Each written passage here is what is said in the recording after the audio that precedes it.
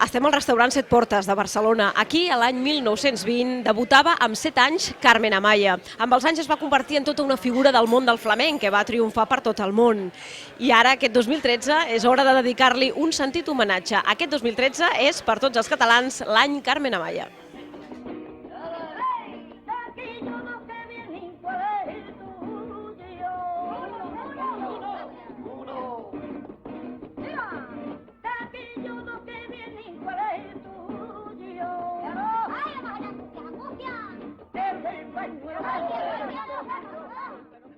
Estem amb el Xavier Albertí, ell és el comissari d'aquest any, Carmen Amaya. Ja tocava, oi que sí? Tocava.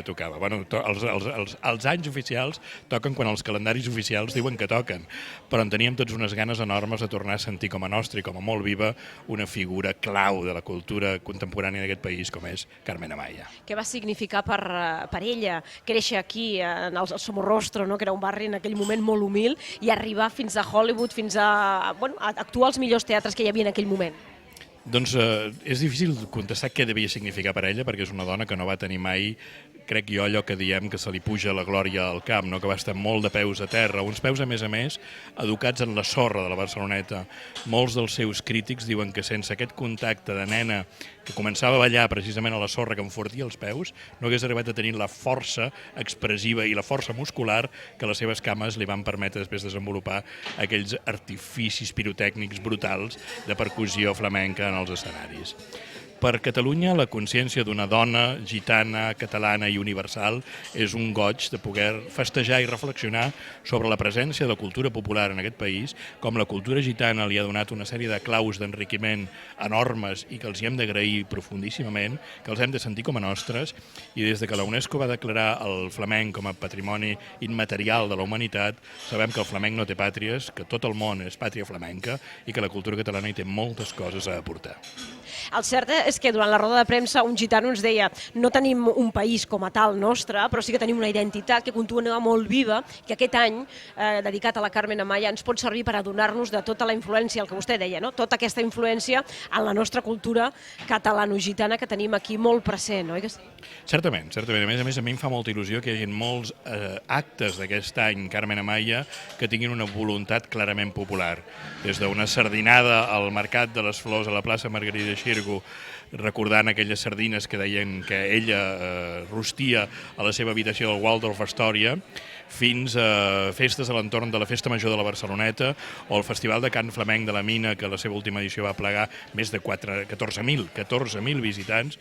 I penso que la dimensió popular d'aquest any Carmen Amaya ha de fer que hi hagin uns espectadors que els agradi el flamenc, que la puguin disfrutar la seva memòria d'una forma explícita, però també que tots plegats sentim que tenim una figura que ens va ajudar a ser més universals. Quins actes tindrem al llarg d'aquest any, Carmen Amaya? Què podrem veure? Participar de mil maneres, oi? De mil maneres, realment. És difícil resumir-ho perquè hi haurà moltes coses. A més, aquesta roda de premsa d'avui el que ha estat és el tret de sortida de moltes coses que aniran sortint.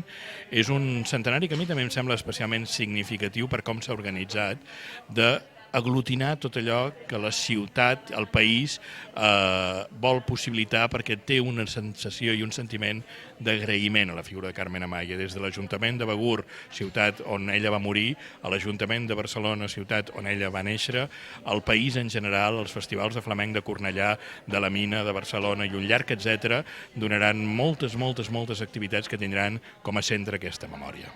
A més, tenim la sort de poder tenir també la presència d'una de les seves descendents, oi que sí? Que també balla. Certament, una figura clau, a més en el flamenc contemporani. Ella viu a Nord-Amèrica, però que ens visitarà aquests dies. La podrem veure, a més, amb un preciós documental que ha fet la Eva Vila a l'entorn de la seva figura, però explicada des de la família. Per tant, serà protagonista d'un dels documentals que estrenarem a la Filmoteca, però al mateix temps també la tornem veure i disfrutar i aplaudir en ball en directe. S'ha arribat a saber què tenia la manera de ballar de la Carmen Amaya per convertir-la en una icona? Quan un sap què té un artista per ser convertit en una icona, perd l'artista. Allò que fa un artista únic és precisament la seva incapacitat de ser après, comprès i agafat, capturat, no? Carmen Amaya tenia allò que la tradició lorquiana diu duende, i que la gent de teatre diu energia o màgia, i d'aquest duende, d'aquesta energia, d'aquesta màgia en surten singularitats atmosfèriques, creatives, musculars, lumíniques, úniques, inaprensibles. Penso també que la figura de la Carmen Amaya i recordar-la ens farà també recordar part de la història de la nostra ciutat, de com era aquella Barcelona de principis de segle. És important que recordem que Barcelona va ser la capital mundial del flamenc a principis de segle, que hi ha un veritable triangle d'or que agafa des del carrer Nou de la Rambla, les Rambles i el Paral·lel, com si es volguessin anar a tocar, i en aquesta estructura triangular hi havia més de 50 espais on el flamenc que es feia en aquell moment era únic al món i que, degut per un costat a la gent que va venir per l'Exposició Universal del 1888, la gent que ens va visitar degut a la neutralitat espanyola durant la Primera Guerra Mundial del 14 al 19, l'exposició del 29, tota aquesta obertura enorme que fa Barcelona a poc cap a la seva voluntat de diàleg amb el món, amb el turisme, té una part molt important de relació amb la creació d'un flamenc propi, d'una forma pròpia d'entendre el flamenc, a la que hi seguim aportant una quantitat enorme de joves talents. El flamenc a Catalunya viu en aquests moments una enorme bona salut i seguim tenint i descobrint grans estrelles que esperem que ben aviat facin que la salut del flamenc fet a Catalunya sigui enorme. Doncs moltíssimes gràcies, estarem atents a tota aquesta programació que s'anirà anunciant al llarg de l'any per descobrir tots una figura, per molts desconeguda, sobretot per la gent jove, no? Però que molts d'altres també recorden amb carinyo i imagino també recorden part de la seva vida, no? De com van créixer a Barcelona i de com aquesta gitanitat, no? I aquesta catalano-andalusia ens ha fet molt forts, no?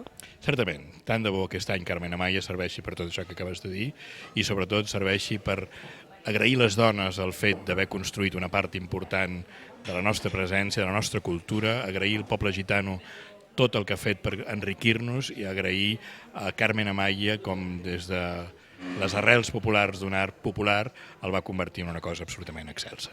Gràcies. A vosaltres.